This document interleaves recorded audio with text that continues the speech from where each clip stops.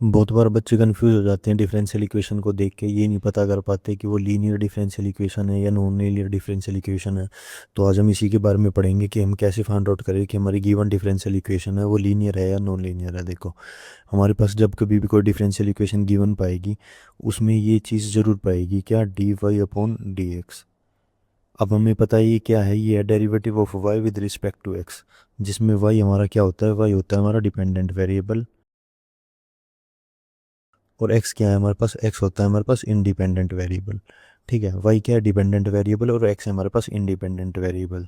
तो देखो, linear differential equation होने के लिए ना उसको तीन कंडीशंस को सेटिस्फाई करना पड़ेगा।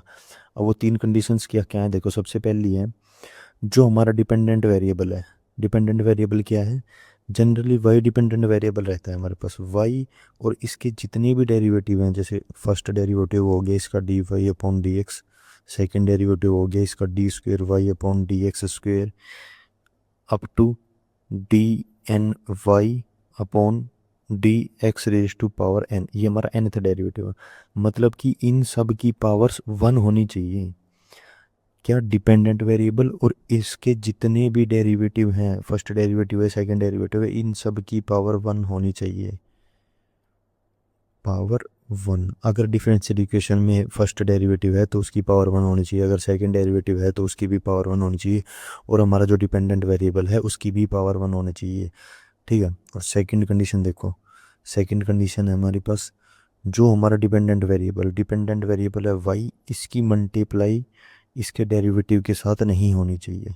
क्या, डिपेंडेंट वेरिएबल की मल्टीप्लाई इसके डेरिवेटिव के साथ मल्टीप्लाई में नहीं होना चाहिए, चाहे वो कोई सा भी डेरिवेटिव हो, चाहे वो फर्स्ट डेरिवेटिव हो, चाहे वो सेकंड डेरिवेटिव हो, चाहे वो थर्ड डेरिवेटिव हो, को किसी भी डेरिवेटिव के साथ उसकी मल्टीप्लाई नहीं होनी चाहिए। ठीक है, थर्ड कंडीशन देखो, थर्ड कंडीशन है हमारे पास, जो हमारा डिपेंडेंट वेरिएबल है वो किसी भी फंक्शन के अंदर नहीं होना चाहिए। ठीक है, नोट इनसाइड फंक्शन।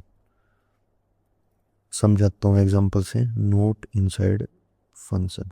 फंक्शन कैसे, जैसे हमारे पास ट्रिग्नोमेट्रिक फंक्शन आ गया साइन वाई, अगर हमारी डिफरेंशियल इक्वेशन के अंदर ये चीज़ प्रेजेंट है तो वो हमारी लीनियर डिफरेंशियल इक्वेशन नहीं होगी। ठीक है, आ गया जैसे log फंक्शन आ गया log वाई, अगर डिफरेंशियल इक्वेशन के अंदर ये चीज़ प्रेजेंट है, log के अंदर हमारा डिपेंडेंट वेरिएबल है, तो वो भी हमारी लीनियर डिफरेंशियल इक्वेशन नहीं होगी। ठीक है, आ गया जैसे एक्सपोनेंशियल फंक्शन आ गया ई की पावर में वाई, ई की पावर में हमारा डिपेंडेंट वेरिएबल आ गया, तो वो भी हमारा लीनियर डिफरेंशियल इक्वेशन नहीं होगी। ठीक है, नहीं होगी, ये चीज़ ध्यान रखना, हो वो हमारी लीनियर डिफरेंशियल नहीं होगी।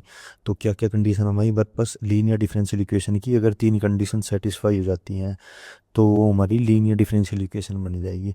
पहली कंडीशन क्या आई, जो डिपेंडेंट वेरिएबल है और उसके जितने भी डेरिवेटिव है उन सब की पावर वन होनी चाहिए, पावर टू होगी तो डिपेंडेंट वो लीनियर डिफरेंशियल इक्वेशन नहीं होगी हमारे। ठीक है, तो मतलब सभी पावर वन होनी चाहिए।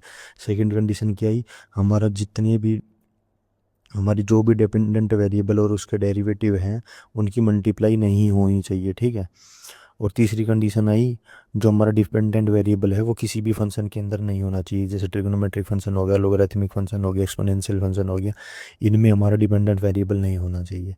तो ये हमारी लीनियर डिफरेंशियल इक्वेशंस की कंडीशंस होती है। देखो, और लीनियर डिफरेंशियल इक्वेशंस को हम इस एग्जांपल से समझाता हूँ। देखो देख, हमारे पास ये इक्वेशन है, ये मेरे पास इक्वेशन है d y upon d x plus 5 y is equals to sine x.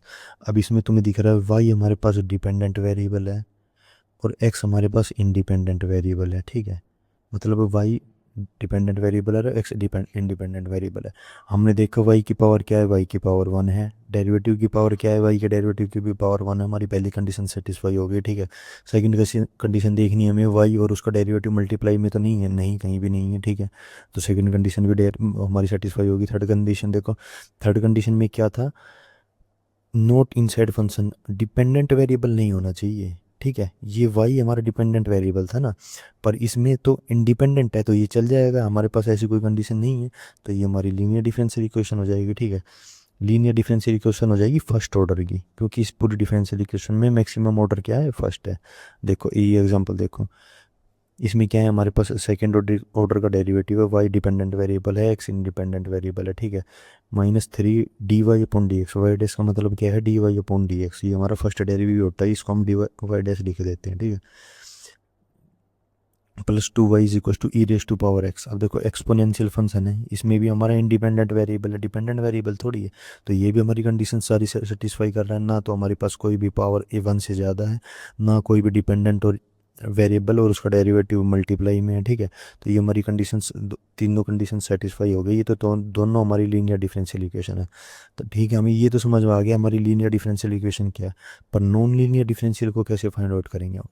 देखो कोई भी डिफरेंशियल इक्वेशन अगर वो लीनियर नहीं है, मतलब कि अगर उसकी लीनियर की एक भी कंडीशन सेटिस्फाई नहीं होती, तीनों में से अगर कोई एक भी कंडीशन सेटिस्फाई नहीं कर रहा, तो वो हमारी नॉन लीनियर डिफरेंशियल इक्वेशन आ जाएगी। जैसे देखो एक एग्जांपल है ये, d square y upon d x square plus y square is equal to zero. सबसे पहली कंडीशन क्या होती है हमारे पास लीनियर डिफरेंशियल इक्वेशन की, कि हमारे पास जो डिपेंडेंट वेरिएबल है उसकी पावर वन होनी चाहिए, पर इसमें तो डिपेंडेंट वेरिएबल की पावर टू आ गई, तो ये हमारी नॉन लीनियर डिफरेंशियल इक्वेशन हो गई, ठीक है। एन एल नॉन लीनियर लिख रहा हूँ मैं इसको। सेकेंड एग्जाम्पल देखो, सेकेंड एग्जांपल में क्या है, y into d y upon d x.